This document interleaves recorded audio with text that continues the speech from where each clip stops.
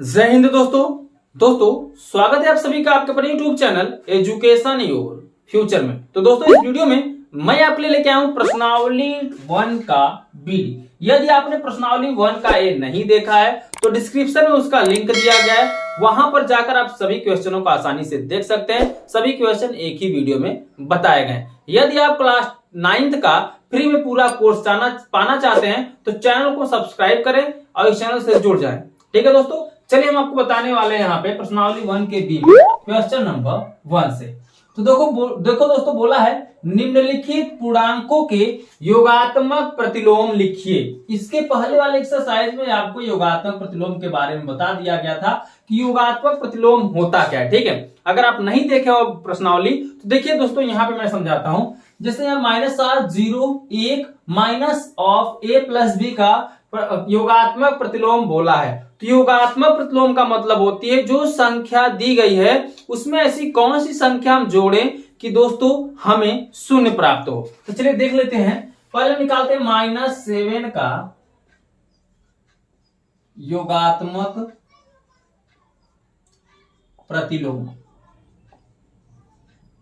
तो -7 का योगात्मक प्रतिलोम हो जाएगा दोस्तों। इसमें हम क्या जोड़ें, देखो क्या जोड़ें कि क्या आ जाए, शून्य आ जाए। तो -7 पहले से अगर हम प्लस में जोड़ दें 7 तो 7 से 7 कट जाएगा क्योंकि दोनों प्लस माइनस में कितना आ जाएगा 0। तो कहने का मतलब इसमें हम क्या जोड़ना, 0 आ रहा है। योगात्मक प्रतिलोम का मतलब यही होता है कि जो संख्या दिया गया है देकर पूछ रहा है उसमें हम कौन सी संख्या जोड़ दें ऐसा कि हमें 0 प्राप्त हो जाए। तो क्या जोड़ने पर 0 प्राप्त हो जा रहा है, अगर वही संख्या आपको जोड़ना होता है, इतना याद रखो। अगर माइनस में रहेगा तो उसको हम प्लस में लिख देंगे, प्लस में दिया रहेगा तो उसको हम माइनस में लिख देंगे। तो -7 दिया तो हम यहाँ पे क्या करेंगे, +7 लिख देंगे। ठीक है, यही आपका आंसर हो जाएगा। अगर यही पे +7 दिया तो -7 लिख देते हैं। क्लियर, बस उसका व्युत्क्रम हो जाता है, वही आंसर हो जाता है। अब आपसे पूछ रहा है 0 का योगात्मक प्रतिलोम। तो 0 का 0 ही होता है। ये क्वेश्चन रिपीट हो चुका है क्योंकि प्रश्नावली 1 में ये दिया गया था। 1 के ए में ये क्वेश्चन दिया गया था, बोला था वहां पे योज्य प्रतिलोम। तो ऐसा 0 जो होता है 0 का 0 ही होता है। इसके पहले माइनस प्लस से कोई मतलब नहीं होता। अब फिर आपको बताना है 1 का। तो 1 का जो प्रतिलोम होगा वो क्या होगा, प्लस में है। इसका योगात्मक प्रतिलोम क्या हो जाएगा, -1 हो जाएगा। ठीक है, क्लियर हो गया। अब आप देखिए क्या दिया अगला, -a प्लस बी का। अगर इसका आपका योगात्मक प्रतिलोम पूछा जाए तो इसके पहले माइनस है।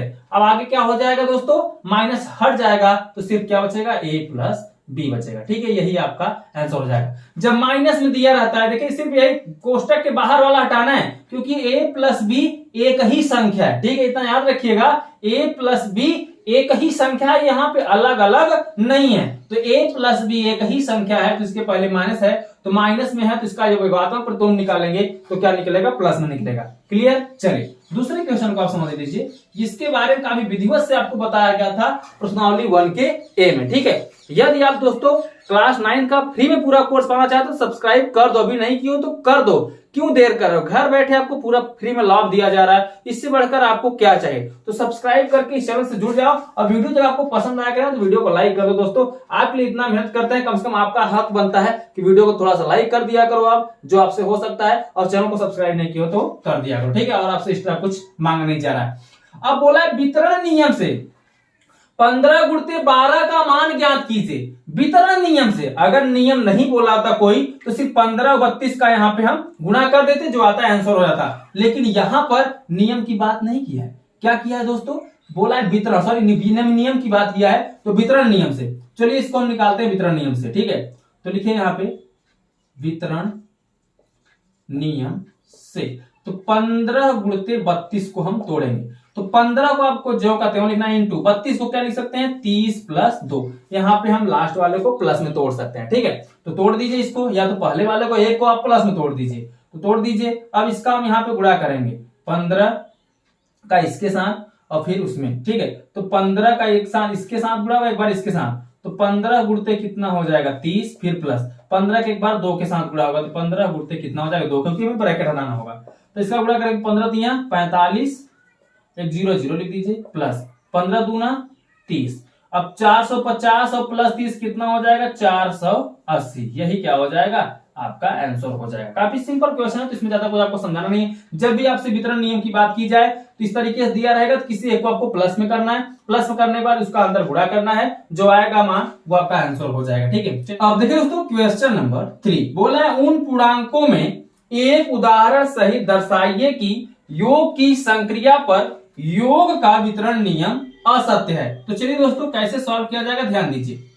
यहां पर बोला उन पूर्णांकों में, तो पूर्णांक दिया नहीं, अपने से आप कोई भी पूर्णांक ले सकते हैं। एक उदाहरण सहित दर्शाइए कि आपको एक उदाहरण देना है खुद से कि योग की संक्रिया पर योग का वितरण नियम असत्य है। यानी जो योग की संक्रिया है अगर उस पर हम योग का वितरण नियम प्रयोग करेंगे तो बराबर नहीं आना चाहिए, यानी असत्य आना चाहिए। चलिए हम पूर्णांक ले लेते हैं, अपने से कोई पूर्णांक लेते हैं, पहले हम क्या निकालते हैं, योग निकालते हैं। तो जब योग की संक्रिया पर आप कार्य करेंगे तो मान लेते हैं 3 संख्याएं आपको लेनी होती हैं जब वितरण की बात की जाए, सहचर की बात की जाए। ठीक है, तो आपको 3 संख्याएं यहाँ पे लेनी पड़ेंगी। तो वितरण के लिए हम क्या करेंगे, जैसे 3 + 4 + 5 करते हैं। अपने से यहाँ पे 3 संख्याएं मान लेते हैं, 3 1 4 1 5 मान लेते हैं। तो योग के वितरण नियम देखेंगे, ये पहले ब्रैकेट में है, ब्रैकेट आपको लगाना ही पड़ेगा। ठीक है, क्योंकि योग की संक्रिया की बात किया है, योग की संक्रिया की बात किया तो 3 को ज्यों का त्यों रखोगे और 5 4 9 हो जाएगा, और 9 3 कितना होता है 12। तो योग की संक्रिया पर मैंने 3 पूर्णांकों को लिया, जोड़ने पर कितना आ गया 12 आ गया। कोई भी संख्या अपने से x y z ले सकते हैं, मैं यहाँ पे समझाने के लिए ले रहा हूं। ठीक है, अब बोला योग का वितरण नियम, तो चलिए हम निकालते हैं योग का वितरण नियम। ठीक है, तो योग का जब वितरण नियम निकालेंगे तो क्या करना होगा, तो आप ध्यान दीजिए मैंने क्या लिया है, 2 संख्याएं ली है। ठीक है, पहले क्या लिया है 3, और यहां पे लिखिए तो लिखेंगे 3 + 4। ठीक है, क्या हो जाएगा 3 + 4। देखिए मैं यहाँ पे योग का वितरण नियम कर रहा हूं, तो आपको योग का वितरण नियम ही फॉलो करना पड़ेगा। ठीक है, उसके बाद अब यहाँ पे फिर प्लस लगाएंगे, अब 3 का इसके साथ का बैठाएंगे। देखिए 3 का 4 के साथ योग वितरण हो रहा है, अब फिर 3 का 5 के साथ, तो 3 + क्या करेंगे 5 करेंगे। तो 3 और 4 7 + 5 और 3 8, और 8 7 15 आ रहा है, तो मान बराबर नहीं आ रहे हैं। एक में 12 आ रहा है, एक में 15 आ रहा है, तो अर्थात हम लिख सकते हैं क्या, यह कथन असत्य है। अतः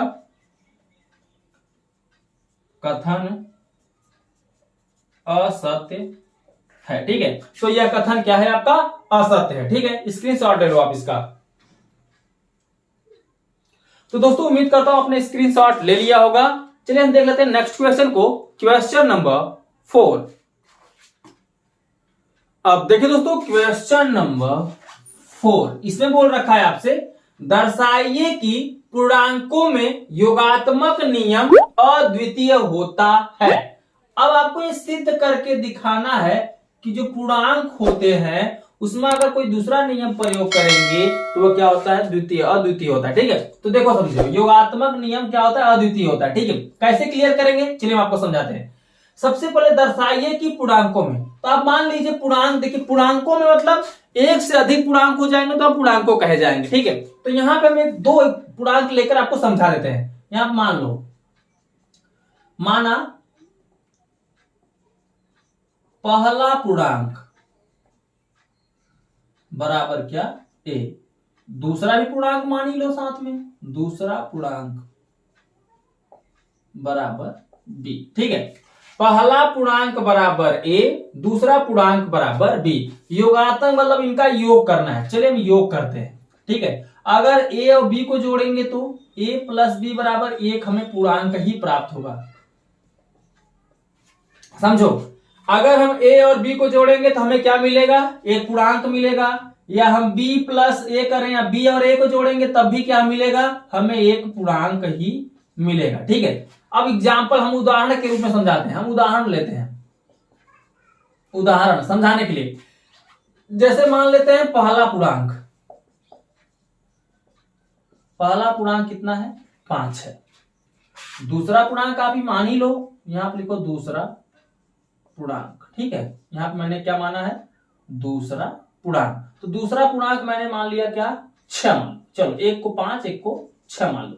तो यहां पे 2 मैंने पूर्णांक मान लिए हैं। अब ध्यान दो, अद्वितीय होता है मतलब चेंज नहीं होता है। मैंने एक पूर्णांक माना, चाहे a + b लिखिए चाहे b + a लिखिए, चाहे दाल भात खाए चाहे भात दाल खाए, खाएंगे वही। तो पहला पूर्णांक मैंने लिया क्या ए की जगह पर 5, बी की जगह पर 6।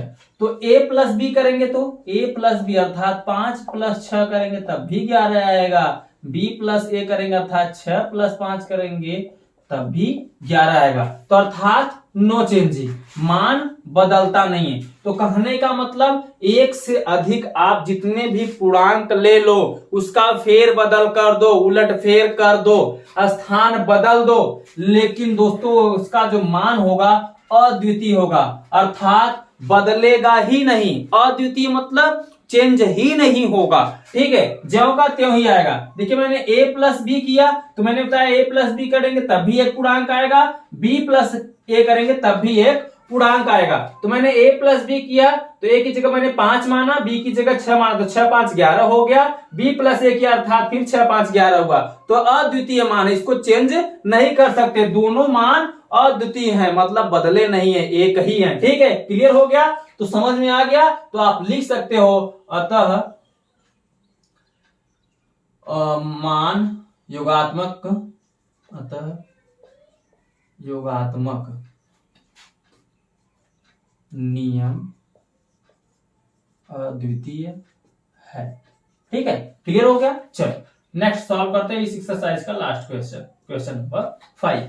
बोला निम्नलिखित संख्याओं में से धन पूर्णांक छांटिए। तो आप दोस्तों वीडियो के सहारे मत ही रहा करो, कुछ अपने से कॉमन सेंस लगाया करो कि इसमें करना क्या होता है। अभी मैं थोड़ा सा बताऊंगा, अरे कहेगा अरे यार इतना दिमाग नहीं लगा पाया। देखो दोस्तों, थोड़ा जो कॉमन सेंस वाले क्वेश्चन होते हैं उसको आप खुद करा करो। अगर क्वेश्चन को आप ध्यान पूर्वक पढ़ोगे ना तो आसानी से सॉल्व कर लोगे। बोला है निम्नलिखित संख्याओं में से धन पूर्णांक छांटिए। तो धन पूर्णांक का मतलब इसको हम सॉल्व करेंगे पहले। ठीक है, जैसे 8 माइनस 6 है तो 8 में से 6 घटाएं कितना बचेगा? 2। 2 क्या है? धन पूर्णांक है। ठीक है, क्लियर? धन पूर्णांक है। उसके बाद दूसरा क्वेश्चन पूछ रहा है 2 माइनस 5, तो 2 माइनस 5 तो 2 में से 5 घटेगा नहीं, तो 5 में से 2 घटाएंगे तो कितना आएगा? 3। लेकिन जब उल्टा घटाना पड़ता है तो वहां पे क्या लग जाता है? माइनस लग जाता है। ठीक है, तो यहाँ पे -3 क्या होगा? ऋण पूर्णांक हो जाएगा। ठीक है, अब 1 प्लस 3 है, कितना है? 1 प्लस 3, तो 1 और 3 कितना हो जाएगा? 4। 4 कैसा होगा? धन पूर्णांक हो जाएगा। ठीक है, क्या हो जाएगा? धन पूर्णांक। -3 गुणते -4, तो -3 गुणते -4 करेंगे तो माइनस माइनस का गुणा क्या होता है? प्लस, और 4 3 कितना हो जाता है? 12। 12 क्या है दोस्तों? धन पूर्णांक है। क्या है दोस्तों? धन पूर्णांक। क्लियर? अब बच रहा है आप देखो 8 भागे 2, कितना है? 8 भागा 2। तो यहाँ पे 8 में 2 से भाग करोगे, 2 चौके 8, अर्थात यहाँ पे कितना आ रहा है? 4। 4 क्या होगा? धन पूर्णांक हो जाएगा। ठीक है, अब देखिए यहाँ पे कितना है? -5 इंटू 3, तो बोला 5 3 आई 15, लेकिन माइनस लगा है एक के साथ तो माइनस ही रहेगा। तो ये क्या हो जाएगा? ऋण पूर्णांक। ठीक है, और उसके बाद कितना है? 3 इंटू 5, तो 3 5 15, 15 क्या है?